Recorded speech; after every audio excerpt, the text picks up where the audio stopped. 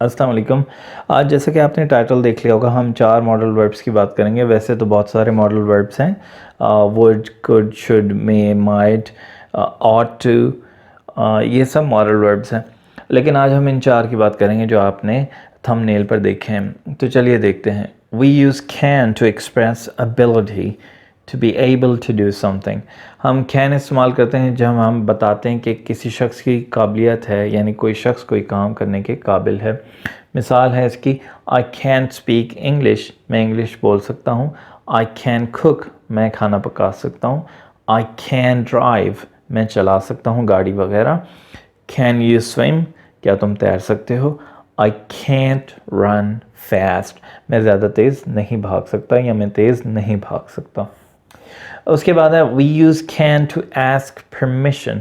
हम कैन लगाते हैं जब हम इजाज़त मांगते हैं। मिसाल है, can I take your bike for a ride, क्या मैं तुम्हारी बाइक एक चक्कर के लिए ले सकता हूँ। नंबर 2 पे, can I ask you a question, क्या मैं तुमसे सवाल पूछ सकता हूँ। कैन आई गो नाउ, क्या मैं जा सकता हूँ अब। आगे है we use can to make requests और सजेशंस और गिविंग परमिशंस। हम कैन इस्तेमाल करते हैं जब हम रिक्वेस्ट यानी दरख्वास्त करते हैं। अब रिक्वेस्ट या दरख्वास्त करना एक किस्म का सवाल ही होता है। सजेशंस राय देते हैं या गिविंग परमिशन या इजाज़त देते हैं। पहली मिसाल है, can I have my receipt, मतलब है क्या मैं अपनी रसीद ले सकता हूँ। दूसरा है, you can take him in your team, तुम उसे अपनी टीम में ले सकते हो, यहाँ पे राय दी जा रही है। और तीसरा है, यू कैन कम इन, तुम अंदर आ सकते हो, यहाँ पे परमिशन दी जा रही है, इजाज़त दी जा रही है।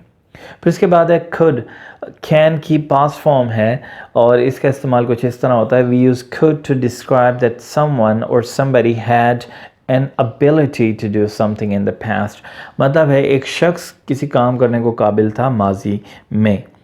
और इसकी एग्जाम्पल सेंटेंस है, I could lift heavy weights when I was young, मैं भारी वज़न उठा सकता था जब मैं जवान था। उसके बाद है, she could enjoy the party if she had come, अगर वो आई होती तो वो पार्टी को एंजॉय कर सकती थी या पार्टी में लुत्फ़अंदोज़ हो सकती थी। तीसरा है, you could see he was scared, तुम देख सकते थे वो डरा हुआ था। अगला इस्तेमाल है, we use could to ask permissions और give permissions politely। हम खुद इस्तेमाल करते हैं परमिशन मांगने के लिए यानी इजाज़त मांगने के लिए और इजाज़त देने के लिए, ये पोलाइटली इस्तेमाल किया जाता है। लेकिन इसका मतलब ये नहीं कि ये पास्ट है। यहाँ पे जब ये इस्तेमाल किया जाएगा पोलाइटली तो इसका मतलब आप फिल वक्त उससे पूछें कि क्या आप कोई काम कर सकते हैं, यानी इजाज़त मांग रहे हैं। Could you please move aside, क्या बराए मेहरबानी आप साइड पर हो सकते हैं। You could take my seat ma'am, आप मेरी सीट ले सकती हैं मैम। और तीसरा है, could I get you something, क्या मैं आपके लिए कुछ ला सकता हूँ। उसके बाद है may, और इसका इस्तेमाल कुछ इस तरह, we use may to ask for formal permissions। हम may इस्तेमाल करते हैं जब हम फॉर्मल परमिशन मांगते हैं। फॉर्मल परमिशन का मतलब है जब आप किसी से बेतकल्लुफ़ ना हो, यानी वो आपसे बड़ा हो तो आप उससे तमीज़ से या बहुत अच्छे से बात करें, उसको फॉर्मल तरीका कहते हैं बात करने का। आपने नोट किया होगा जब भी आप स्कूल में हो तो आप कभी भी टीचर से ये नहीं कहते हैं कैन आई कम इन, आप हमेशा कहते हो मे आई कम इन।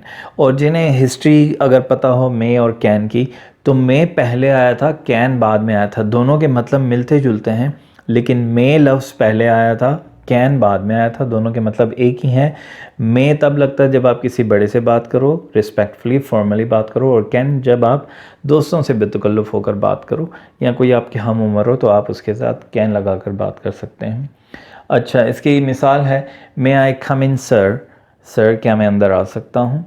दूसरा है, मे आई आस्क अ क्वेश्चन, क्या मैं आपसे सवाल पूछ सकता हूँ। यहाँ पे आप कैन भी लगा सकते थे, लेकिन कैन लगाते तो इसका मतलब ये था कि वो आपके हम उम्र है या आप उससे बेतकल्लुफ़ होकर बात कर रहे हो। लेकिन जब आपने कहा मे आई आस्क अ क्वेश्चन, तो इसका मतलब है आप बड़े ही फॉर्मल तरीके से यानी बेतकल्लुफ़ नहीं हो रहे, बड़े अच्छे अंदाज में किसी बड़े से सवाल पूछ रहे हो। और तीसरा है, मे आई स्पीक टू यू, क्या मैं आपसे बात कर सकता हूँ। यहाँ फिर वही बात है, किसी बड़े से बात हो रही है और तमीज़ से और अच्छे अंदाज से बात हो रही है।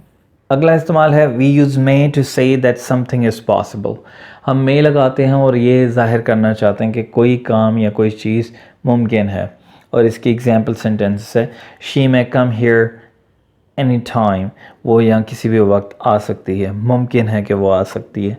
दूसरा है he may go abroad for higher studies next year, वो अगले साल अच्छी तालीम के लिए अब्रॉड जा सकता है, बाहर मुल्क जा सकता है। तीसरा है इट मे रेन टनाइट, आज बारिश हो सकती है। यकीनी तौर पे नहीं कहा जा रहा, सिर्फ अंदाज़ा लगाया जा रहा है, मुमकिन है कि ये काम सारे हो सकते हैं, लेकिन यकीनी तौर पर नहीं कहा जा रहा। उसके बाद है माइट, जो कि मे की पास्ट फॉर्म है, और चलिए इसका इस्तेमाल देखते हैं। We use might to suggest a smaller possibility than may does, हम माइट इस्तेमाल करते हैं ये ज़ाहिर करने के लिए कि किसी काम के होने का इम्कान है, लेकिन इसमें पॉसिबिलिटी जो इम्कान है वो मे से थोड़ा कम है। अब इसकी एग्ज़ाम्पल जब मैं दूंगा तो उसमें आपको एक्सप्लेन करने की कोशिश करूँगा। जुमला है she might bring her friends to the party, वो अपने दोस्तों को पार्टी में ला सकती है। अब मैं यहाँ पे अगर मे लगाता तो चांसेस ज़्यादा थे, लेकिन माइट लगाया तो 50-50 है, हो सकता है वो लाए, हो सकता है ना लाए, मुझे जो है यकीन बहुत कम है। उसके बाद है if I hadn't ducked the ball might have hit me, यहाँ पे ये पास्ट को ज़ाहिर कर रहा है, अगर मैं झुका नहीं होता। डक का मतलब है DUCK, ये बतख को भी कहते हैं, लेकिन अगर वर्ब के तौर पे इस्तेमाल करें तो इसका मतलब है झुकना या छुपना किसी चीज़ से बचने के लिए। अगर मैं झुका नहीं होता तो गेंद मुझे लग चुकी होती। यहाँ पे वही पॉसिबिलिटी कम है, हो सकता है मैं अगर ना भी झुका होता तो गेंद ऊपर से गुजर जाती। उसके बाद है he might have reached there by now, इसका उर्दू तर्जुमा है वो अब तक वहाँ पर पहुँच चुका होगा। अच्छा, बहुत से लोग ये कह रहे होंगे गा रहा है तो ये तो फ्यूचर चुका होगा, तो ये तो फ्यूचर परफेक्ट टेंस होना चाहिए था। हो सकता था अगर आपको यकीन होता, ठीक है, लेकिन जब आप अंदाज़े लगाते हो तो फिर मे हैव या माइट हैव लगाते हो, आप अंदाज़ा लगा रहे हो वो पहुंच चुका होगा, आपको यकीन नहीं है, आप अंदाज़न कह रहे हो कि वो वहाँ पहुंच चुका होगा, अब तक वो वहाँ पहुंच चुका होगा। पहुंच सकता होगा नहीं कह सकते, अजीब सा लगता है। पहुंच चुका होगा जब आप अंदाज़ा लगा रहे थे, तो आप मे हैव या माइट हैव लगाते हो, उसके बाद वर्ब की थर्ड फॉर्म लगाते हो। तो आज की वीडियो यही थी, उम्मीद है आपको पसंद आई होगी। अगर कोई सवाल है तो आप कमेंट सेक्शन में मुझसे पूछ सकते हैं। देखने के लिए शुक्रिया। अगली वीडियो में आपसे मुलाकात होगी, तब तक के लिए अल्लाह हाफिज़।